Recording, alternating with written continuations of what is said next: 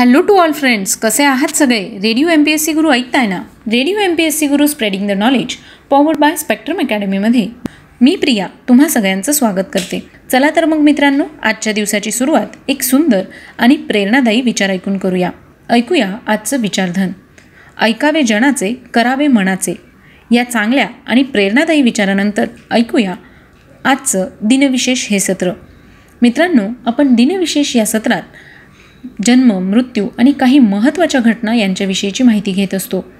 अशा काही घटना ज्या इतिहासात अजरामर झाल्या आहेत. एकूणच काय तर आत्ताचा क्षण हा पुढच्या सेकंदाला इतिहास होत असतो. त्यातले काहीच क्षण जगाला विशेष म्हणून अजरामर होतात. चला तर मग जाणून घेऊया आजच्या दिवसाची विशेष गोष्ट आजच्या 22 मेच्या दिनविशेष या सत्रात. 22 मे हा दिवस जागतिक जैवविविधता दिन म्हणून साजरा केला जातो. आज जागतिक जैवविविधता दिन आहे. संयुक्त राष्ट्राने जाहीर केल्यानुसार सन 2000 सालापासून दरवर्षी 22 मे या दिवशी हा दिवस साजरा करण्यात येतो.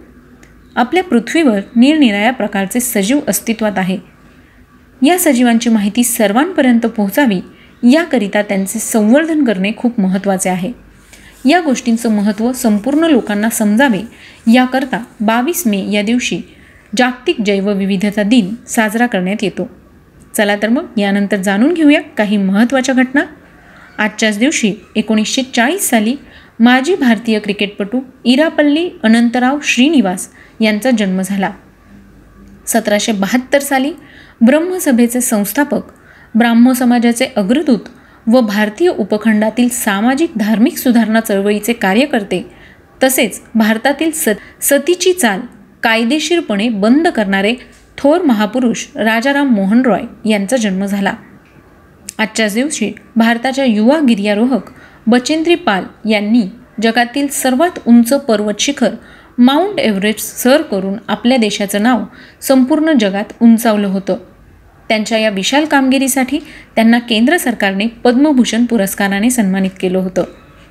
आजच्याच दिवशी 1545 साली दिल्ली येथील मुघल सत्ता प्रथम संपुष्टात आणून त्या ठिकाणी आपल्या सूर साम्राज्याची स्थापना करणारे महान सूर शासक शेर शाह सुरी यांचं निधन झालं.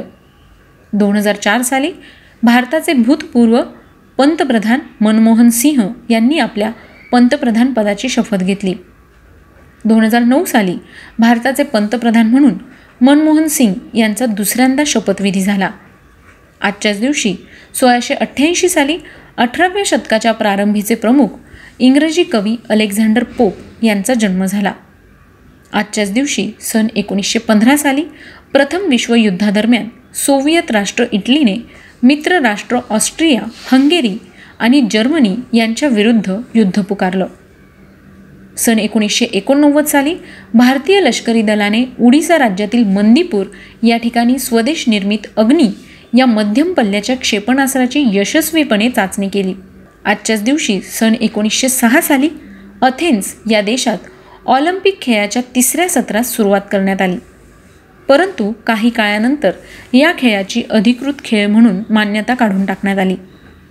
सन 1959 साली जम्मू काश्मीर राज्याच्या माजी मुख्यमंत्री व जम्मू काश्मीर येथील PDP पक्षाच्या नेत्या मेहबूबा मुफ्ती यांचा जन्म झाला.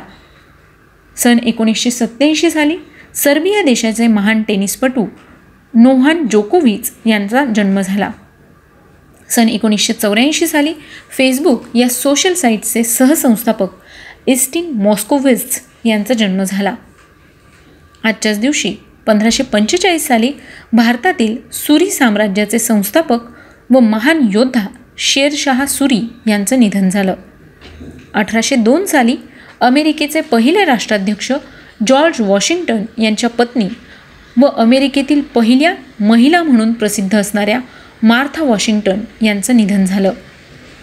आजच्याच दिवशी सन 1961 साली भारतात पुरातन काळापासून चालत आलेल्या हुंडा पद्धतीला आळा घालण्यासाठी राष्ट्रपतींकडे सोपविण्यात आलेल्या हुंडाबंदी विधेयकाला राष्ट्रपतींनी संमती देताच देशात हुंडाबंदी कायदा अस्तित्वात आला.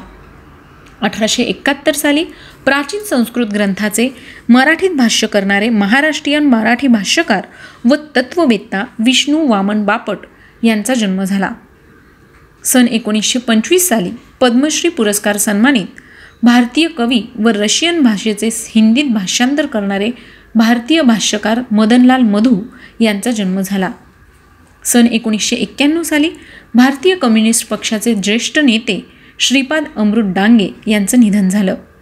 आजच्याच दिवशी 1998 साली भारतीय महाराष्ट्रीयन मराठी भाषिक लेखक व महाराष्ट्र राज्य साहित्य आणि संस्कृत मंडळाचे माजी अध्यक्ष डॉक्टर मधुकर आष्टीकर यांचं निधन झालं. सन 2003 साली सुप्रसिद्ध भारतीय महाराष्ट्रीयन हृदयरोग तज्ज्ञ नित्यानंद मांडके यांचं निधन झालं.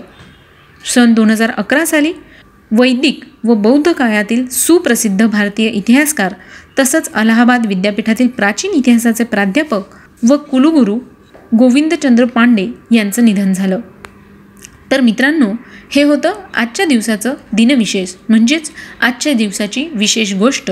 तुम्हाला आमचं दिनविशेष हे सत्र कसं वाटलं ते आम्हाला नक्की कळवा. तुम्ही आमचं दिनविशेष हे सत्र आमच्या स्पेक्ट्रम अकॅडमीच्या यूट्यूब चॅनलवर देखील पाहू शकता. चला तर मग मित्रांनो, मी प्रिया तुम्हा सगळ्यांची रजा घेते. पुन्हा भेटूया उद्याच्या दिनविशेष या सत्रात. तोपर्यंत घरी राहा, काळजी घ्या, सुरक्षित राहा, स्वतःची आणि स्वतःच्या कुटुंबियांची काळजी घ्या आणि हो, ऐकत रहा रेडिओ MPSC गुरु, spreading the knowledge, powered by spectrum academy.